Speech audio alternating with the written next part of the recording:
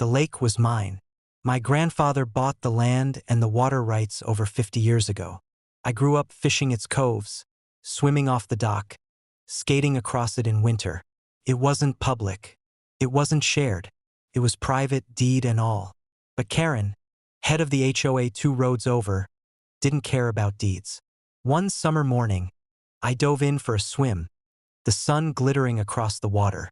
When I climbed back onto the dock, I found Karen standing there with a phone in one hand and a slip of paper in the other. "You're in violation," she said, smug. "Swimming without HOA authorization. That'll be a $500 fine." I laughed so hard I nearly slipped back into the lake. "Karen, this isn't your lake. I own it," she sneered. "All lake residents are community members. If you don't pay, we'll escalate." And escalate she did. Within a week, I had a notice in the mail. $500 fine, increased to $2,000 for non-payment. Then came another and another until the total topped $15,000. I ignored them. Karen doubled down, threatening liens, sheriffs, even foreclosure. That's when I decided enough was enough. I filed suit, not just to stop the harassment, but to make an example. In court, Karen strutted in with her HOA board, arms crossed, chin high. She handed the judge a thick file of violations. "Your Honor," she began, "this man has refused to follow community rules for months. He owes $15,000 in unpaid fines. We demand enforcement." The judge flipped through the papers, then glanced at me. "Mr. Lawson, your response?" I slid a single folder across. "Your Honor, here's the deed to my property and the recorded water rights. The lake isn't public. It isn't HOA controlled.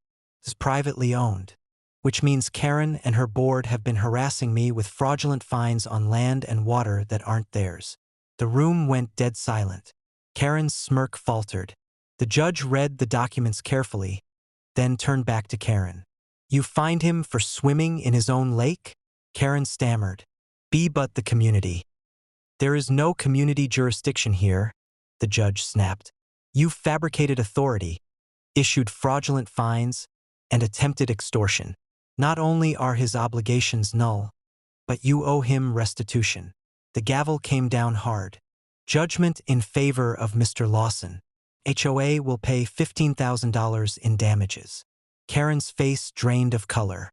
The HOA board muttered among themselves, furious.